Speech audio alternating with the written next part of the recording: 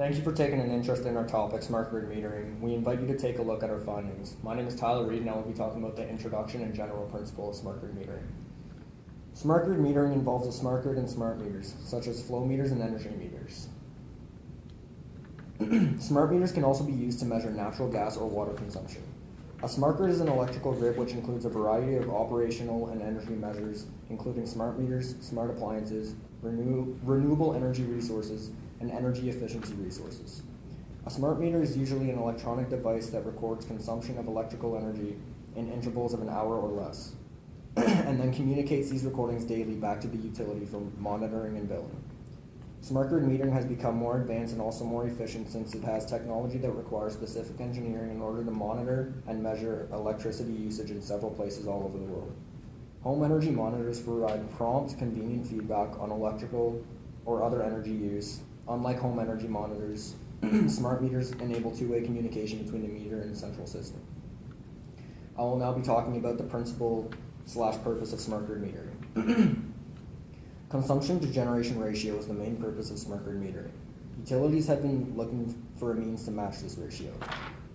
Traditional electrical and gas meters only measure total consumption and therefore provide no information of when energy was consumed at each metered site. Smart meters provide a way of measuring this site-specific information, allowing utility companies to introduce different prices for consumption based on the time of day and season. Another purpose of smart grid metering is potential benefits to householders. These include an end to estimated bills, which are a major source of complaints for many customers. A tool to help consumers better manage their energy purchases that displays the consumption of gas and energy. That would be this meter right here, which displays the consumption to generation ratio. Smart grid metering has become a big part in the field of electrical engineering, and the technology will continue to increase, matching the consumption to generation ratio even more precisely. I will now be passing it over to Sean. Hi, my name's Sean, and I'll be talking about some suppliers, their products, and the efficiency of their products. Being the largest energy provider in Ontario, Hydro One is likely providing the largest amount of smart meters in our area. They stated that conservation is vital, and this is why they have already installed 1.3 million smart meters thus far. Hydro One smart meters are monitored closely to ensure compliance with Measurement Canada's accuracy tolerance of plus or minus 1% and will be replaced if this tolerance is not met. In terms of cost, they stated that smart metering costs are recovered through electricity rates in the same way as costs are recovered from other equipment that serves their customers. That being said, the customer wouldn't really notice a cost for a meter being placed on their home. Other companies such as Itron also supply smart meters. Itron manufactures smart meters for commercial and industrial use. They state their innovative smart meters offer superior functionality for advanced metering and smart grid applications. BC Hydro chose Itron as their metering system provider, and the contract was for about 2 million meters. They also supply solar smart meters, which are comparable to Hydro One smart meter efficiency, but rather than measuring power consumption, they measure the efficiency of inverters and solar modules. Itron states that every solar meter is certified for accuracy using stringent ANSI standards and will measure inverter production with up to 99.5% accuracy, regardless of inverter or panel type. Itron smart meters range in cost starting about $25 and going to about $200. Anyone who received one from BC Hydro, however, would have faced a similar cost on their bill as Hydro One customers. Landis & Gyr also supplies smart meters for commercial and industrial use. They make a meter called the E850 Max Series Elite Advanced Metering, which was designed for substation, generation, and transmission applications. Landis & Gyr states that the E850 was based off the most time-proven and successful meters in its class. Its accuracy must abide by ANSI C12.20 regulations, which is classified as having an accuracy that must be within 0.2%.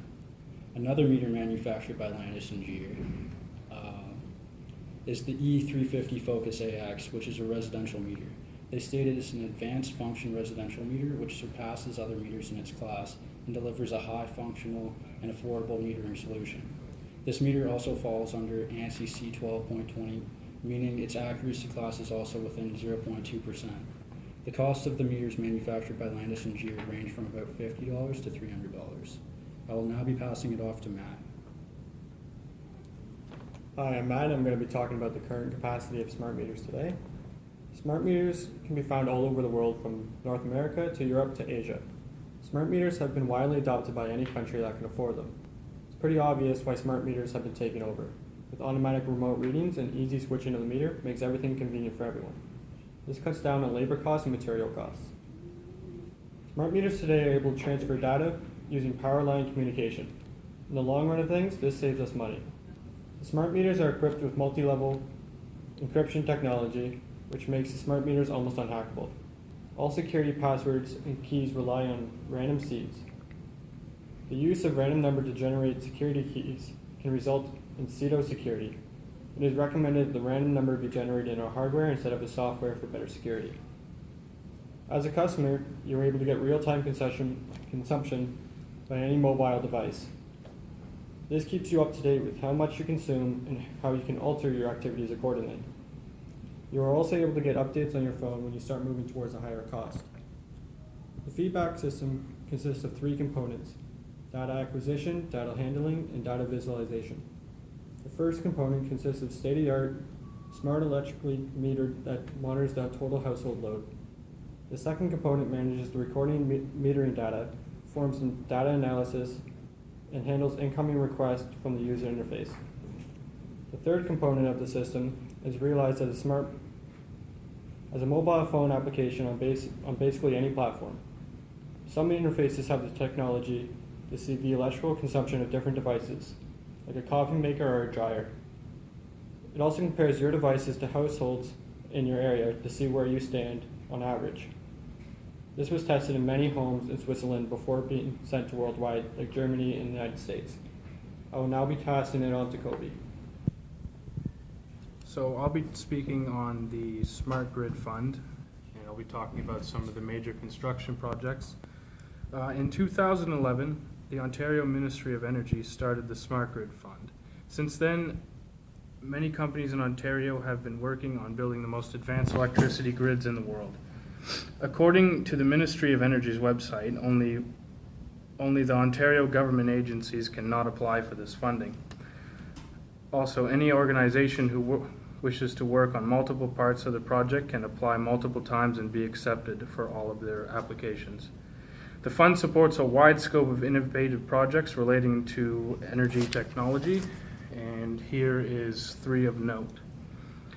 eCamion is working on a global first project to store energy.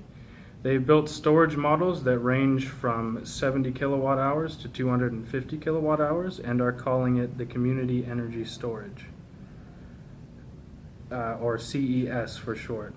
According to eCamion's website, the benefits will be grid support of up to 150 homes, smart battery management system, intelligent controls with the utility grid integration and coordination that automate the CES operations based on the local utility grid conditions.